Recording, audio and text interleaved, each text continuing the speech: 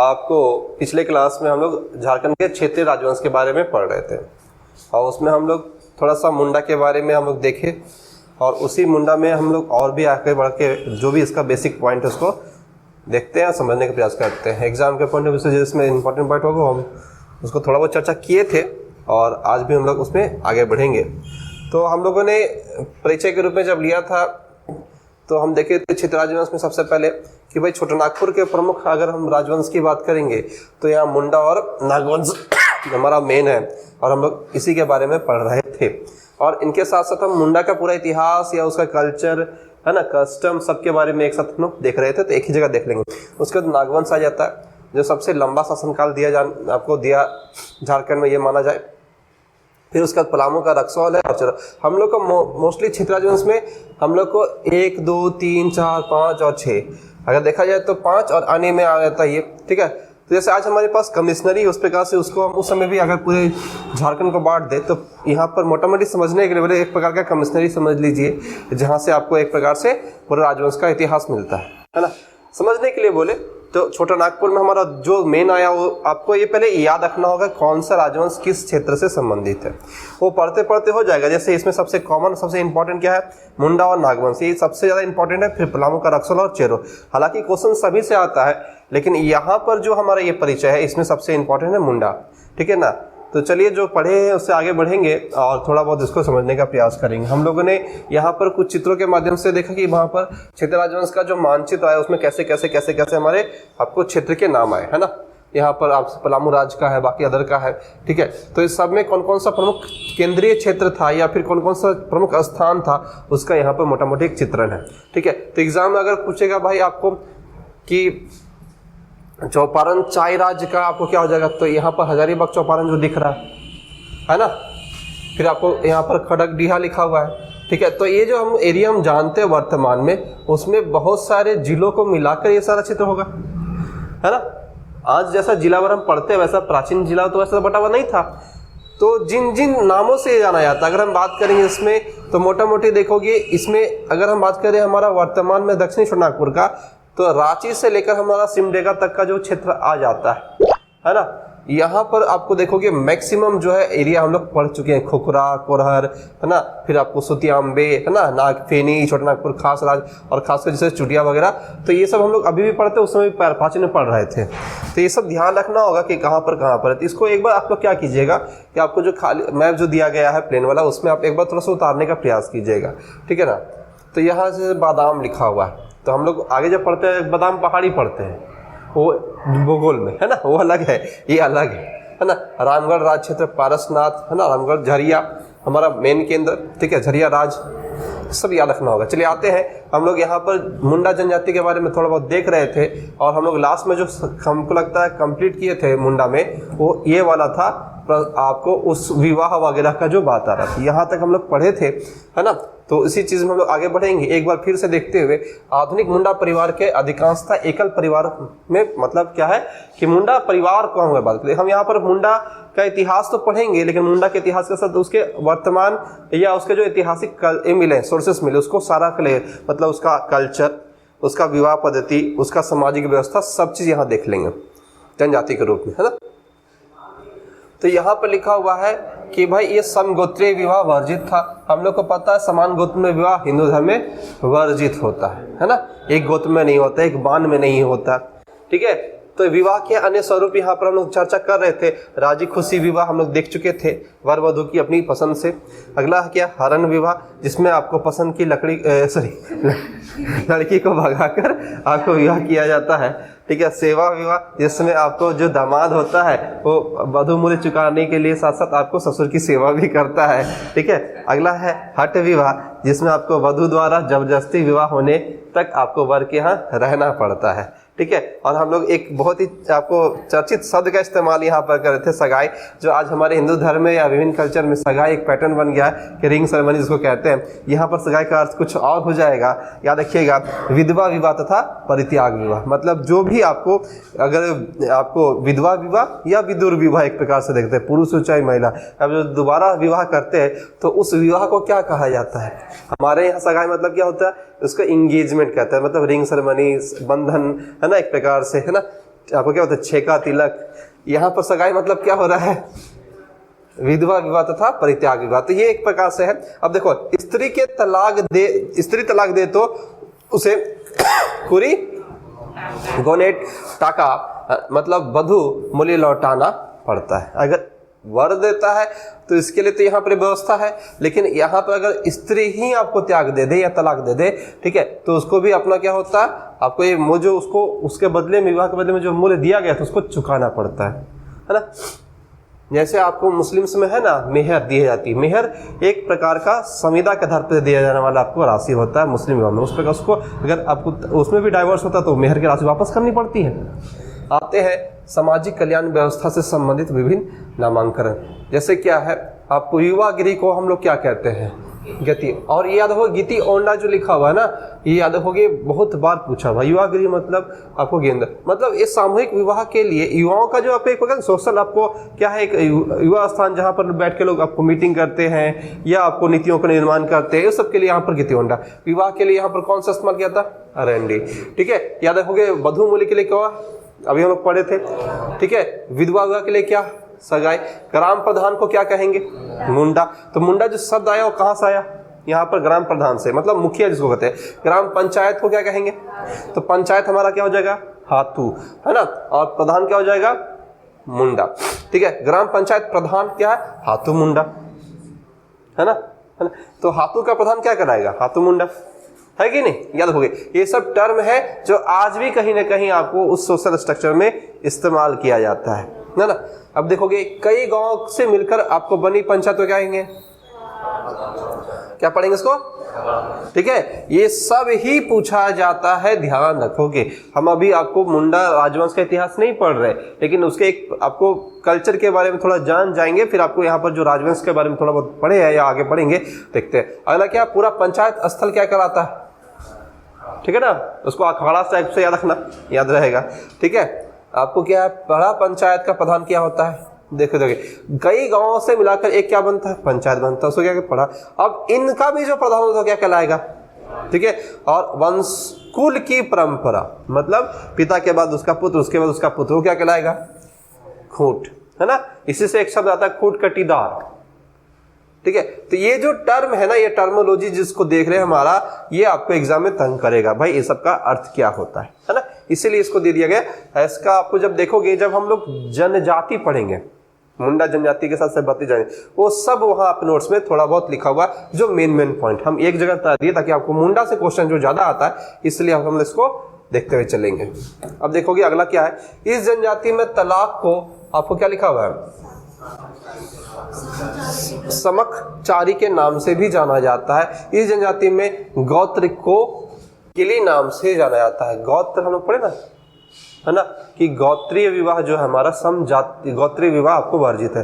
तो यहाँ गोत्र को हम लोग किस नाम से जानेंगे, किली, है ना। पूछेगा किली विवाह या गोत्र, आपको किली क्या है तो बोलेंगे गोत्र का नाम, या गोत्र के, आपको गोत्र को यहाँ पर सब इस प्रकार से आपको दिया बताया, मतलब क्या बोलेंगे, अब इसका पर्याय बोल सकते हैं ना, है ना। अगला हो जाएगा आपको क्या, सोसो बोंगा, यह एक प्रकार का क्या है, मुंडा जनजाति की प्रसिद्ध लोक कथा है ना। अब देखोगे बहुत सारे फिल्मों में आदिवासी समाज में आपको सोसो बोंगा यहाँ लिखा क्या, एक प्रकार से क्या लिखा, प्रसिद्ध लोक कथा है, ठीक है। तो एक प्रधान आपको या देवी देवता होते हैं, वहां पर भी शब्द का इस्तेमाल किया जाता है। इस जनजाति में महिलाओं को धान की बुआई करना, महिलाओं को घर में छप्पर पर चढ़ना आदि कार्यों से वर्जित माना जाता है। ये लाइन याद रखिएगा। क्या मुंडा जनजाति में धान बुआई में महिलाएं भाग लेती हैं? क्या वो आपको घर के छप्पर पर चढ़ना उनके लिए आपको मतलब क्या चढ़ती है? तो बोले नहीं, ठीक है, वर्जित है। इस जनजाति में पुरुषों द्वारा धारण करने वाले वस्त्र को क्या कहेंगे? बटोई, ठीक है, या केरिया कहते हैं। जो वेशभूषा है ना उसके, महिलाओं द्वारा पहने जाने वाले वस्त्र को हम क्या कहेंगे? पारेया, ठीक है, पारेया। और आपको कहा जाता है तो यहाँ बटोई और पारेया, ठीक है। बटोई किसके लिए? और महिलाओं के लिए क्या हो जाएगा?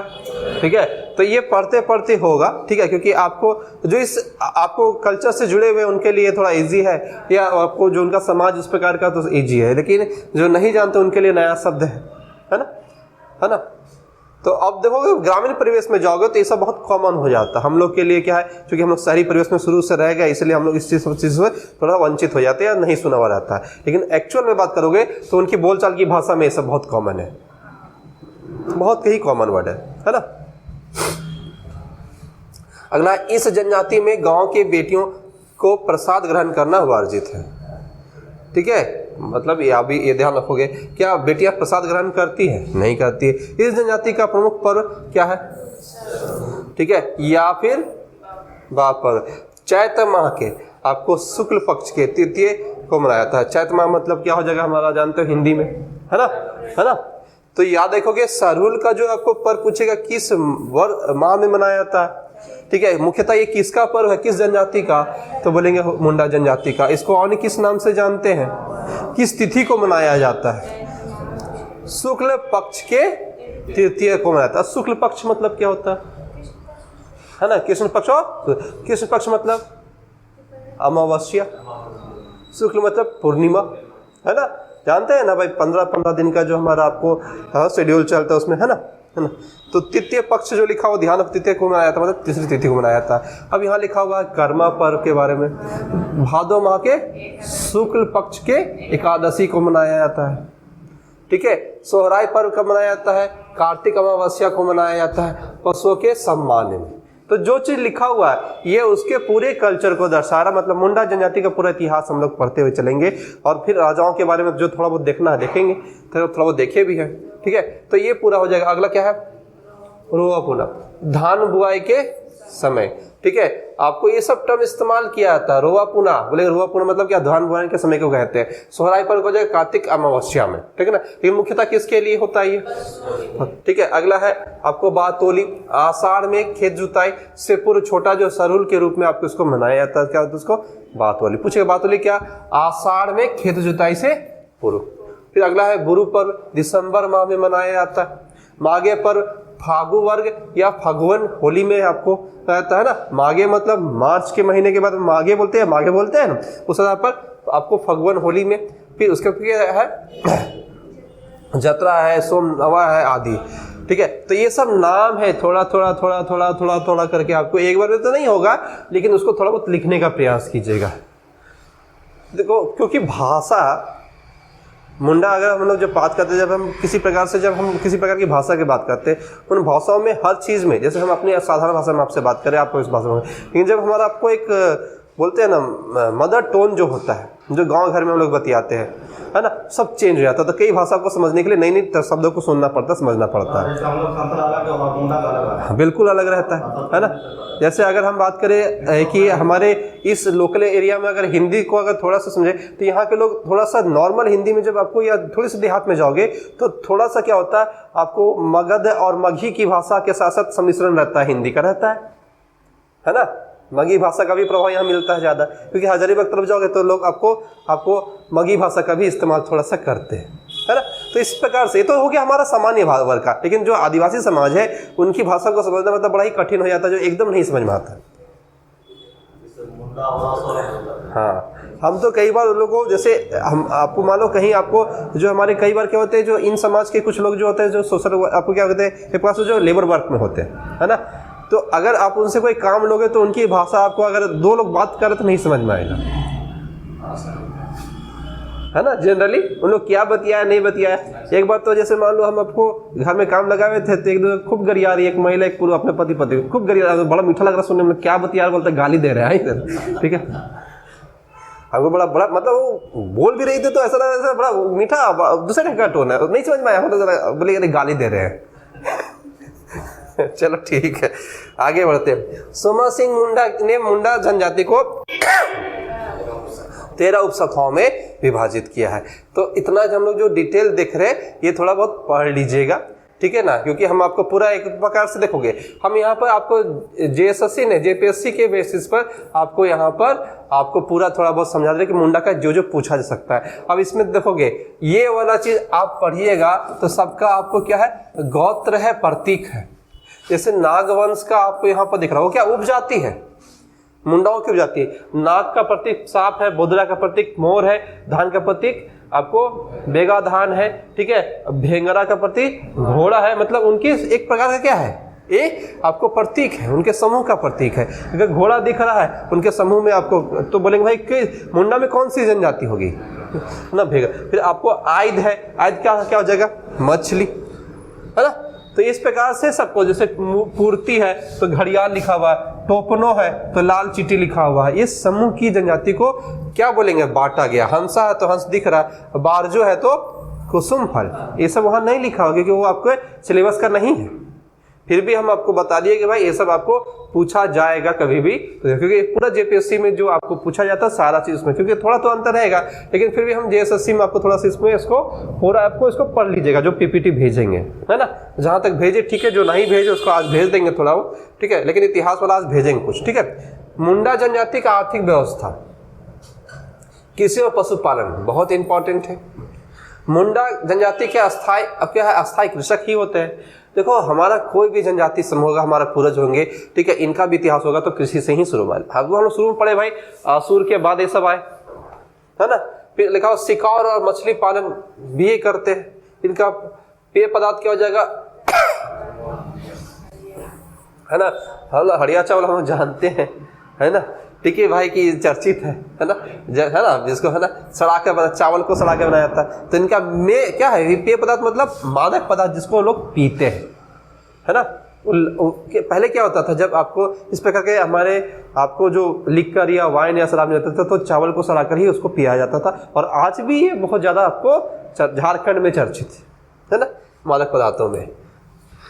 पशु पूजा हेतु आपको आयोजित त्योहार को यहाँ पर क्या कहेंगे, स्वर्ण, हम बताए थे वहां पर, है ना, ठीक है। आर्थिक उपयोगिता के आधार पर इनकी भूमि 3 प्रकार से बांटी गई है। पहला भूमि कौन सा हो जाएगा, पूछेगा पंकु क्या है, आर्थिक रूप से हमेशा उपज देने वाली भूमि को हम क्या कहते हैं, बोलते हैं ना उपजाऊ भूमि, मतलब पंगु, ठीक है, यहाँ पंकु हो जाएगा, ठीक है। आपके यहाँ क्या, नागरा, औसत उपज देने वाला, और आपको क्या, बालू युक्त भूमि, मतलब यहाँ पर पंकु क्या हो जाएगा, सबसे अधिक आपको उपज वाली भूमि किसमें, लेकिन ये आर्थिक उपयोगिता के लिए, मतलब यहाँ पर फसलों का उत्पादन ज्यादा होगा, उससे कम यहाँ होगा, और सबसे कम कहाँ होगा, है ना। देखोगे यह टर्मोलॉजी कितना आ रहा है ना, ये याद रखना है, ठीक है। अगला यहाँ पर देखो क्या, धार्मिक व्यवस्था, सब आ गया कि नहीं बताओ, आर्ट कल्चर, भाषा, वेशभूषा, धर्म व्यवस्था सब आ गया कि नहीं। अब सिर्फ राजा के नाम जानने हम लोग को, मुखिया तो क्या सब जान गए, है ना। तो ये थोड़ा पढ़ना पड़ेगा, ऐसे एक बार में नहीं होगा। देखोगे यहाँ ग्राम देवता का नाम क्या है, आ गया, देवता का नाम बोंगा आया।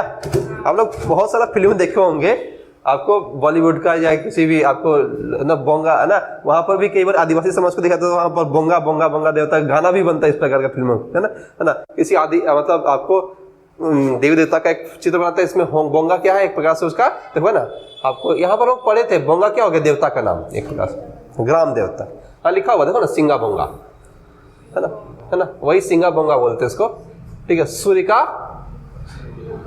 है ना, क्योंकि ये प्रकृति पूजक होते हैं, और प्रकृति में सबसे पहले हम हिंदू किसको पूजता है, जो आपको अस्तित्व में है ना, तो सूर्य और चांद को देखता है, जो प्रतीक है हमारे आपको।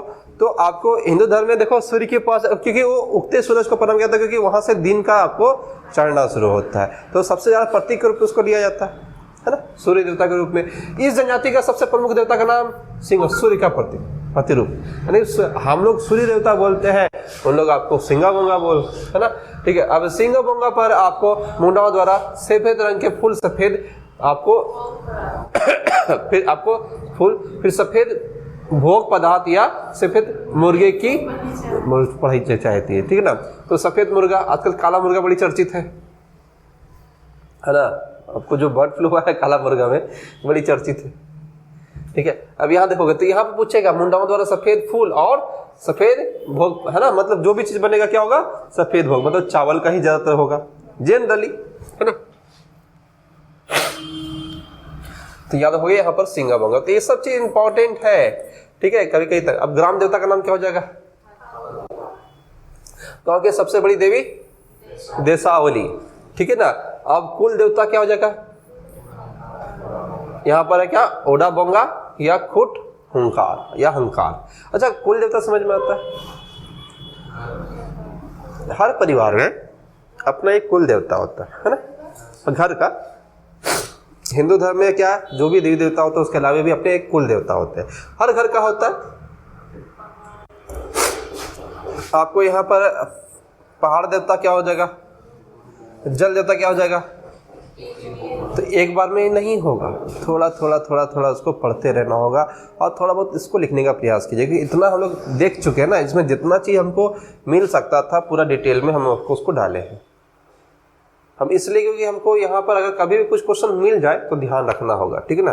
अब मुंडाओं का पूजा स्थल सरना, धार्मिक प्रधान पाहन, ठीक है, पाहन का सहायक पुजारी और पनभरा, ठीक है, ग्रामीण पुजारी डेहरी, सब टर्मोलॉजी है ना, इसको ध्यान रखना। पूछेगा यही पूछ, जैसे झाड़ू फूक करने वाला का नाम क्या हो जाएगा, मतलब उस व्यक्ति को क्या कहेंगे, ठीक है।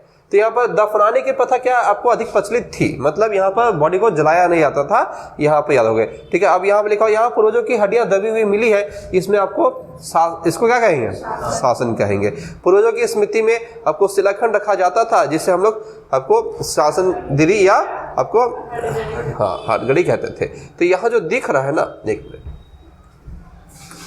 कुछ ऐसे ऐसे हमको यहाँ पर कलाकृति मिली है पूर्वजों के, ठीक है। मान लो आपको प्राचीन काल में कोई आपको अवशेष दब गया, जब खुदाई हुआ तो प्राचीन काल में कुछ आपको यहाँ पर जैसे किंग या राजाओं का इतिहास जब मिलता है, उसमें क्या मिलता है कई बार कि आपको जब अवशेष निकाला गया तो आभूषण वगैरह उसी प्रकार से हड्डी पूरा गल के हड्डी हो गया, शरीर गल के हड्डी हो गया है, खत्म हो गया, लेकिन आभूषण जो है दबा हुआ नहीं मिला, वो भी पत्थर के रूप में होगा या फिर आपको उस प्रकार से मिला, बहुत सारा प्राचीन मिला ऐसा, ठीक है। तो उससे पता चलता उस हड्डी अगमान ऐसा कोई कंकाल मिला तो दिखता राजवंश का था, राजा या रानी का, है ना, वो आभूषण से पता चल जाएगा कि कौन किस प्रकार का पहनता था। झारखंड में मुंडा जनजाति का प्रवेश कब हुआ, ठीक है, ये माना जाता है, ध्यान रखोगे। आरंभ में मुंडा जनजाति के स्थानीय जनजाति जैसे क्या असुर, बिरहोर, बिरजिया से संघर्ष हम लोग शुरुआत में पढ़े थे। संघर्ष में सफल होने के बाद मुंडाओं ने अपने जनजातीय शासन पद्धति को जन्म दिया, जिसे हम लोग खूट का बता रहे थे, खूट कटी प्रथा कहा जाता। बहुत इंपॉर्टेंट लाइन याद हो गए कि भाई जनजातीय शासन व्यवस्था को हम लोग जो पढ़ चुके अभी तक, उसको क्या कहेंगे, खूट कटी प्रथा कहेंगे या प्रथा कहेंगे, पंचायत प्रथा कहा जाता है, ठीक है ना, इंपॉर्टेंट है। मतलब सोशल स्ट्रक्चर डेवलप करने के लिए पहले पंचायत जैसी व्यवस्था को लाया गया, गांव का समूह लाया गया, है ना, उसके बाद प्रशासनिक व्यवस्था में आगे बढ़े लोग, किंगडम जैसी बातें आई। मुंडा झारखंड की प्रथम जनजाति थे जिन्हें राज्य का निर्माण प्रक्रिया आरंभ की है, ठीक है। हम लोग शुरू से पढ़ रहे हैं कि भाई इन लोग असुर के बाद आए हैं, असुर बिरहोर के बाद, तो ये सबसे पहले प्रथम जनजाति मुंडा। मुंडा के आदि पुरुष ऋषा मुंडा ने राज्य निर्माण किया था। ऋषा मुंडा का जब नाम आएगा तो याद हो गए कौन थे, मुंडा जनजाति का समूह का आदि पुरुष, मतलब प्रथम पुरुष जिन्होंने इस समाज को या इस पूरी सोसाइटी को आपको बसाया, व्यवस्थित किया। आदि मतलब प्रथम, है ना। राज्य का नाम हम लोग पढ़े थे रांची, देखो सुतियांबे, तो सुतिया नागखंड आ गया। फिर आपको प्रथम राजा क्या नाम था, सुतिया पाहन, ठीक है। लेकिन आपको यहाँ पर हम जो पढ़े मुंडा का आदि पुरुष क्या हो जाएगा, ऋषा मुंडा, मतलब सबसे पहली बार इसको व्यवस्थित करने वाला। सुतिया पाहन का राज्य 7 गढ़ एवं 21 परगना, ठीक है, क्या लिखा हुआ, 7 गढ़ और 21। 7 गढ़ मतलब कमिश्नरी, 21 परगना मतलब जिला, समझ में आया। 7 गढ़ मतलब कमिश्नरी और 21 परगना मतलब जिला। आज हमारे पास बोलते हैं भाई 5 हमारा कमिश्नरी है और 24 जिले, समझ लो भाई, विभाजित था। तो कौन कौन था वहां पर ही लिखा हुआ है। हम 1 मिनट में आ रहे हैं, हाँ तुरंत आ रहे। चलिए देखते हैं यहाँ पर। तो हम लोग यहाँ पर जो देखें गढ़ का नाम क्या था, जैसे लोहागढ़, ठीक है, ये आज किस नाम से, पालुनगढ़, किस नाम से, सिंहगढ़, सिंहभूम, मानगढ़, मानभूम क्षेत्र, ठीक है, सुरगुजागढ़, सुरगुजा जिला छत्तीसगढ़ का। फिर कौशलगढ़ आपको और हजारीबाग का क्षेत्र जो है, तो कौशलगढ़ यहाँ पर होगा, इसका पूरा प्रमाण नहीं मिला, और हजारीबाग तो हम लोग जान रहे हैं, है ना। तो इस प्रकार से ये क्या गढ़ और आधुनिक पहचान के नाम से यहाँ पर हम लोग जाने उसको, ठीक है। तो ये जो हम लोग पढ़े एग्जाम के लिए इंपॉर्टेंट हो जाएगा। सुतिया पाहन का राज्य जो पहला शासक के रूप में है ना, राज्य का नाम क्या था, सुतिया नागखंड। प्रथम राजा का नाम क्या पड़ा, सुतियापान। ठीक है, ये इसके कुल कितने कमिश्नरी बटे थे इसके राज्य में? 7। और कितने जिले थे? परगना मतलब जिला, है ना, याद रखना एक प्रकार से।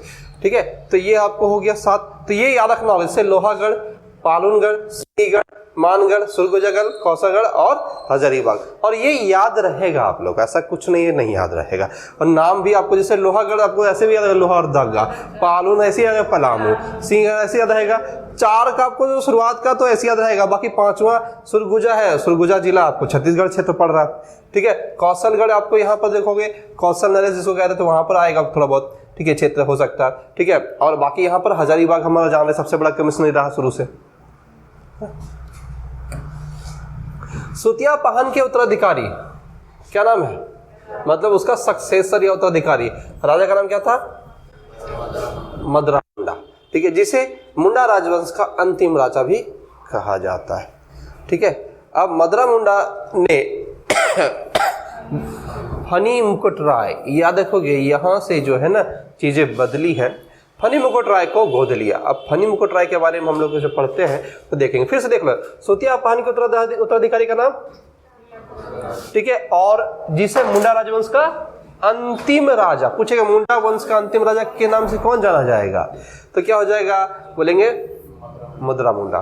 ठीक है, मदरा मुंडा ने किसको आपको गोद लिया? फनी मुकुट राय को गोद लिया। ठीक है, याद रखिएगा, अभी आगे मिलेगा, ये बहुत इंपॉर्टेंट है फनी मुकुट राय के बारे में थोड़ा बहुत। अब देखो, झारखंड इतिहास में नागवंश प्रमुख राजवंश में से एक था। ठीक है, इसकी स्थापना प्रथम शताब्दी में सन कब हुई? राजा का नाम पढ़िएगा थोड़ा सा, यानी कि मुंडा का आपको जब इतिहास खत्म हो रहा है तो अंतिम राजा का नाम क्या था? इसी के गोद लिए हुए पुत्र ने, मतलब मदरा मुंडा का गोद लिया और पुत्र फनी मुकुट राय ने किस वंश की स्थापना की? नागवंश की स्थापना। समझ में आया? ठीक है, मुंडा आपको खत्म हो रहा है और मुंडा का कौन सा वंश आ गया? तो ये नागवंश का प्रथम जो राजा रहा या उसका स्थापना रहा किया, वो क्या थे? एक प्रकार से गोद लिए हुए फनी मुकुट राय। इस राजवंश से पहले झारखंड में मुंडा जनजाति का आधिपत्य हुआ करता था, जिसके संस्थापक सुतिया मुंडा थे। पढ़ चुके हैं। ठीक है, जब झारखंड में नागवंशियों का आगमन हुआ तब मुंडा जनजाति के अंतिम दशक, आपको वही मदरा मुंडा जो पढ़े थे ना, वही ना, उसको मदरा मुंडा ही कहेंगे, ने अपनी सत्ता नागवंशियों को सौंप दी।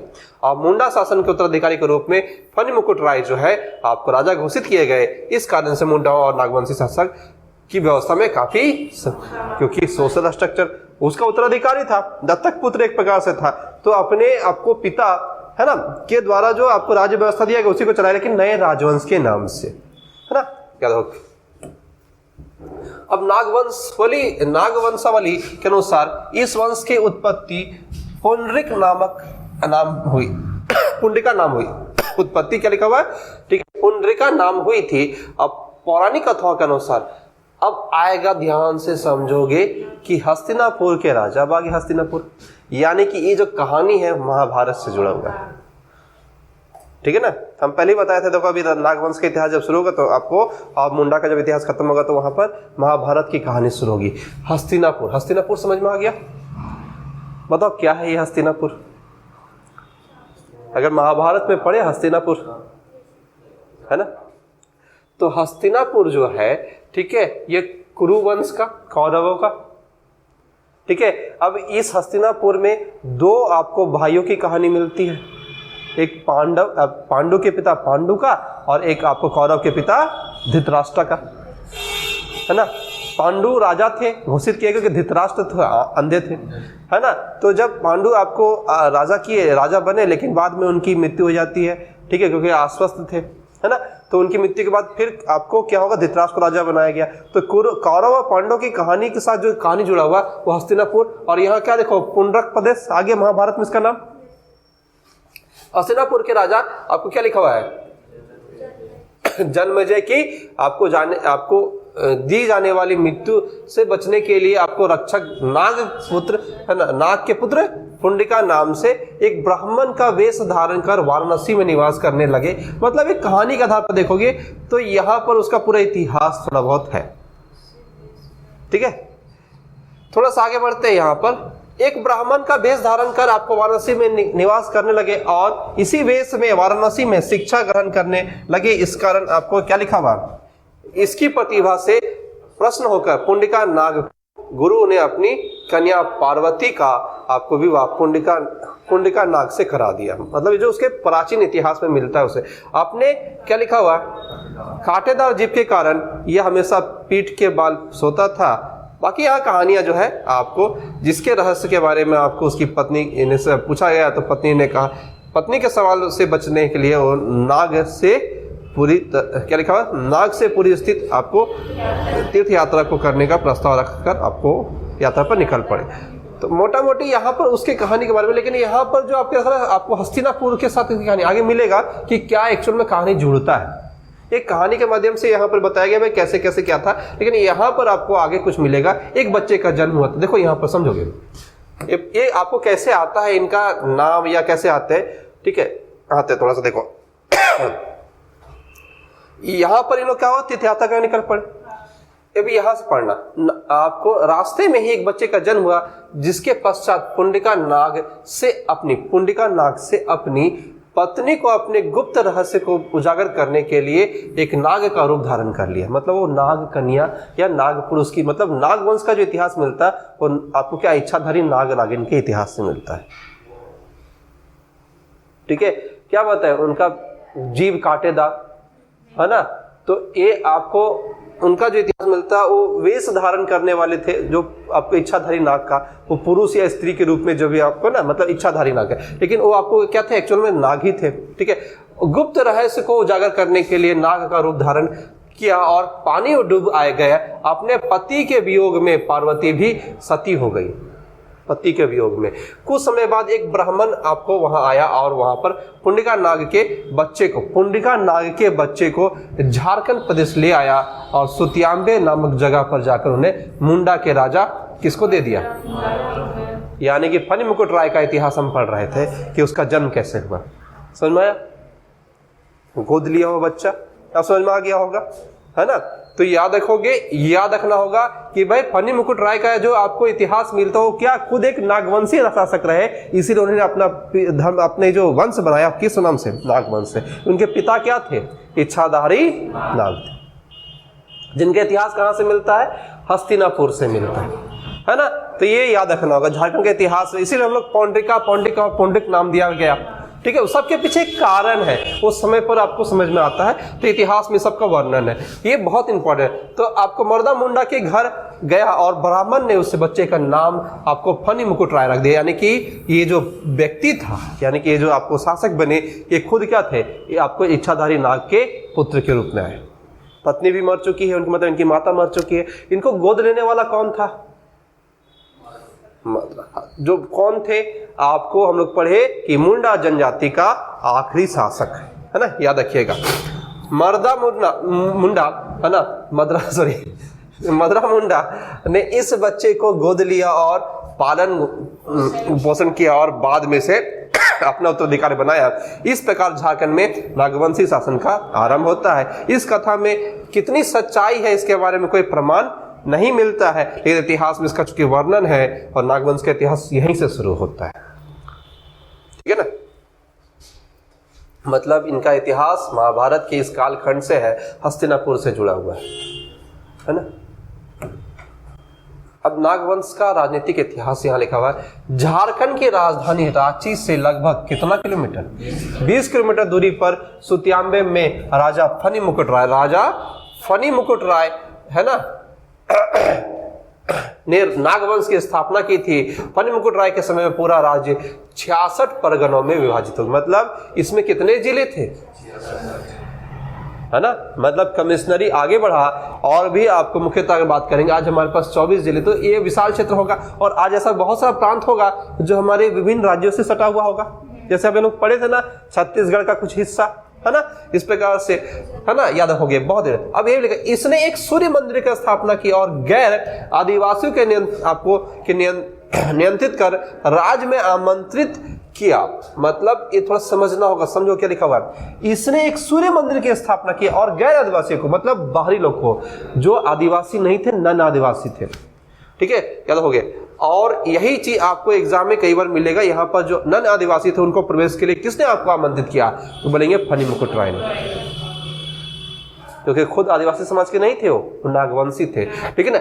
आपको फनी मुकुट राय के समय में गैर आदिवासी समुदाय में से पांडे भैरव श्रीवास्तव को दीवान बनाया।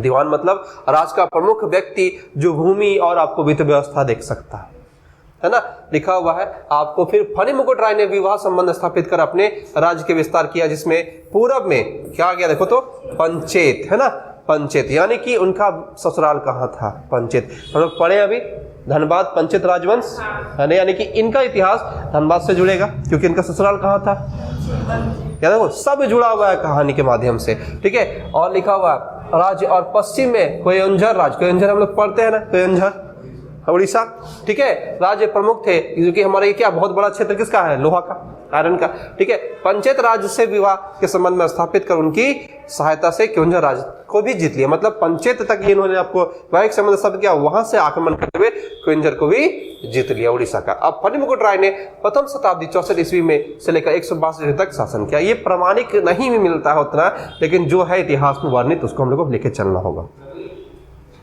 याद रहेगा, ठीक है। अब इसके बाद मदन राय, मतलब फनी मुकुट राय के बाद कौन आया, मदन राय, प्रताप राय क्रमशः नागवंश के राजा हुए, जिनमें प्रताप राय ने अपनी राजधानी सुत्याम्बे से हटाकर कहां रख दिया, मतलब रांची का प्रमुख क्षेत्र से चुटिया आ गया। हम लोग मैप में देख चुके थे, तो अब समझ में आ रहा होगा इसकी कहानी कैसे कैसे डेवलप हुआ, कैसे कैसे बढ़ा, ठीक है। इस पर भी फिल्म बनाया जा सकता है, बना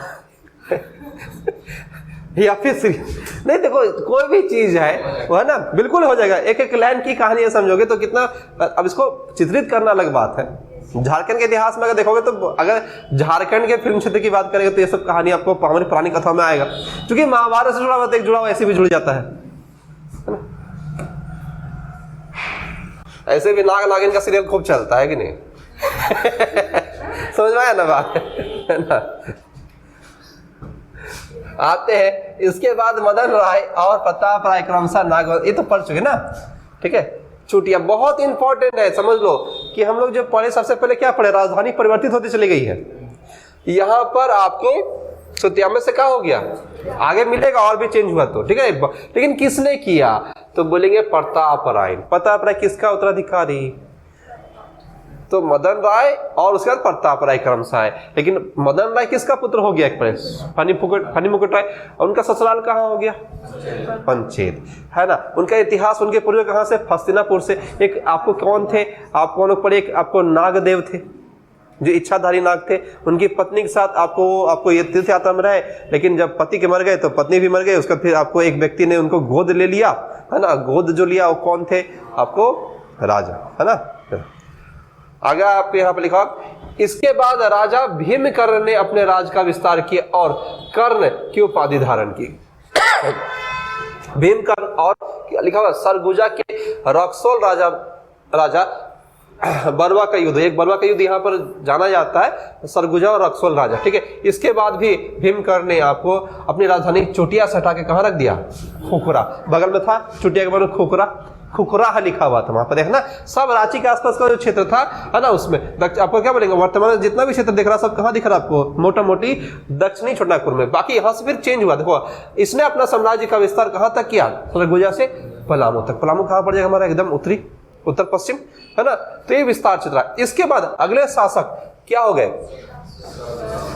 तो कर्ण का आपको इतिहास चल रहा है यहाँ पर, मतलब भीमकर्ण के बाद उसके आपको जो उत्तराधिकारी रहे शिवदास-कर्ण बना, जिससे झारखंड के वर्तमान गुमला जिले तक अपने साम्राज्य, मतलब तो क्या हो जाएगा, पलामू के बाद गढ़वा ना, नीचे आएंगे गुमला ना, है ना, ठीक है। तो इधर क्या है हमारा, पाकुड़, है ना, गुमला है कि नहीं। तो आपको यहाँ पर हमारा गढ़वा है, पलामू है, वो अलग है, इधर गुमला इधर हो जाएगा हमारा, ठीक है। अपने साम्राज्य का विस्तार किया और गुमला के क्या लिखा हुआ है, घाघरा जिले में स्थित हाप मुनि, आपको मंडी वार का लिखा हुआ है ना, का निर्माण का, मतलब आपको एक प्रकार से अपने इतिहास में दर्शाया जाने वाला कुछ इतिहास रहा है यहाँ पर, ठीक है। लेकिन कैसे कैसे कालखंड बदलाव ध्यान रखोगे, क्योंकि अब इतना सारा चीज जो पढ़ रहे हैं, जे आपको JSSC में इतना डिटेल में नहीं पूछता, हम पहले बताएं।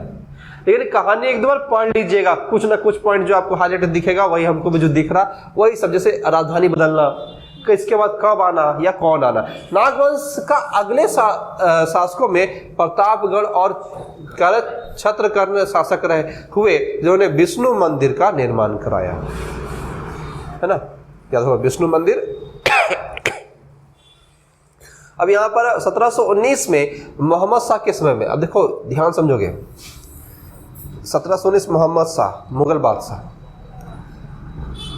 है ना, ठीक है, समय में आपको सर बुलंद खान ने छोटानागपुर पर आक्रमण किया और जिससे यदुनाथ शाह 1 लाख रुपया सराहना कर देने के लिए राजी। अब इसको हम लोग पढ़ेंगे यदुनाथ सरकार के बारे में कि क्या था नहीं था बाद में, ठीक है, थोड़ा बहुत आपको मिलेगा आगे, लेकिन मोटा मोटी ये 1719 से क्या है, मुगल बादशाह मोहम्मद शाह, रंगीला बादशाह इसको कहा जाता था, इतिहास में सबसे अयास मुगल बादशाहों में से एक था, ठीक है। मतलब इनका प्रभाव यहाँ बढ़ा है। और आपको ये जो क्षेत्र दिख रहा हो ना, ये सब याद रखना किस लिए, क्योंकि इन क्षेत्रों में माइंस का अच्छा आपको क्षेत्र था, ठीक है। आगे क्योंकि इनके पूर्वज जो रहे मिडावल हिस्ट्री में, उन लोगों ने आपको याद रखोगे दक्षिण आपको झारखंड के इन प्रांतों पर कई बार आक्रमण करके यहाँ से, हम बताए थे ना, स्वर्णरेखा, आपको स्वर्णरेखा नदी हो, चाहे शंख नदी हो, चाहे हमारा आपको कोयला का क्षेत्र हो, इन सब पर अधिकार करने का प्रयास किया था। यहाँ पर लगातार शंख नदी से आपको हीरे निकाले जाने की कथा आपको मिलेगी, ठीक है ना। यदुनाथ शाह ने अपनी राजधानी पालकोट में स्थापित किया था, ठीक है। अब यहाँ 1731 में खोखरा पर क्या लिखा हुआ है, फरक उद अलवा ने आक्रमण के, मतलब बहुत सारे शासक आए। अब आते सीधे देखो यहाँ लिखा हुआ बक्सर की लड़ाई के बाद 1771 में बंगाल, उड़ीसा और बिहार का पर अंग्रेजों का अधिकार हो गया और नागवंशियों को अंग्रेज की आपको जागीरदारी बनना पड़ा। मतलब यहाँ पर जागीरदारी व्यवस्था शुरू हो चुकी है, नागवंशियों को उसके अधीन रहकर जागीरदारी व्यवस्था मानना पड़ा। मतलब इनका भी आपको धीरे धीरे, क्योंकि ये सबसे लंबे काल तक रहे और अंत तक झारखंड के निर्माण तक आपको, मतलब देश आजादी तक आपको इनका इतिहास मिलेगा नागवंशों का, ठीक है। अब 1817 में छोटानागपुर में अंग्रेजों का पूरा अधिकार हो गया था और नागवंशी शासक आपको क्या बन गए, जमींदार, ठीक है, जागीरदार से जमींदार। 1870 में नागवंशियों ने अपनी राजधानी पालकोट से रातू कर दिया, रांची रातू, ठीक है, हस्तांतरित किया और 1900 में आपको उदयनाथ सहदेव के रातूगढ़ का निर्माण किया। रातू में ही रातूगढ़ अलग आया। नागवंश का अंतिम शासक अब वो कौन था, जिसकी मृत्यु कब होती है, ठीक है। ये क्योंकि आपको इतिहास जब पढ़ोगे तो इनका पूरा आपको देखो इतिहास मिलेगा। सबसे पहले कौन आया, हरि मुकुट राय, ठीक है, और सबसे लास्ट में अगर आएंगे तो आएगा आपको चिंतामणि, है क्या, देखो लिखा हुआ है ना, हाँ है ना, देखो कब, तो 1950 से 52 तक आपको ये है, क्योंकि उसमें क्या होगा, देश के आजादी के बाद ये सब क्या होगा, तो इतने सारे वंश है, सबके बारे में पढ़ना संभव है, मुगलों से भी विशाल है कि नहीं इसका वंश, सोच रहे हो, ये बहुत देखो ना। अब देखो फनी मुगल कब 64 से 162 पढ़ रहे ईस्वी में, अब उसके बाद हम कहाँ आए हैं, पूरा का पूरा देख लो कितने साल का इतिहास, सबका नाम यहाँ लिखा हुआ है।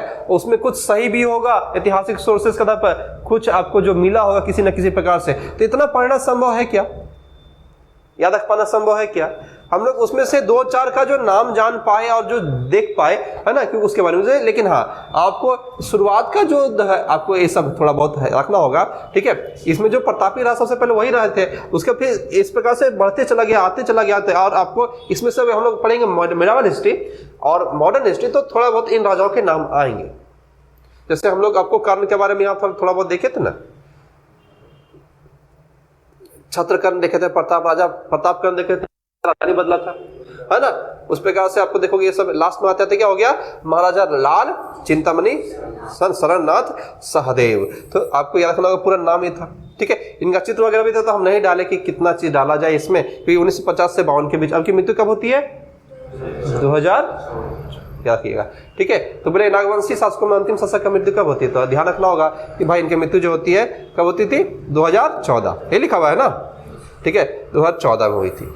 इस प्रकार से नागवंशों का इतिहास रहा है। शुरुआत का कथाओं को हम लोग को याद रखना होगा, ठीक है, उसको पढ़ना होगा। फिर नागवंशों के कुछ महत्वपूर्ण आपको यहाँ तथ्य लिखे हुए हैं, जैसे क्या है, सर 1914 में राजा दुर्जन साल नागवंशों में बीच में आए, ठीक है, आपको नागवंश का शासक बना था, या हीरे का कुशल पारखी था। ये थोड़ा गलती है, थोड़ा ये 1914 नहीं होगा, ठीक है, ये 1614 होगा, ठीक है।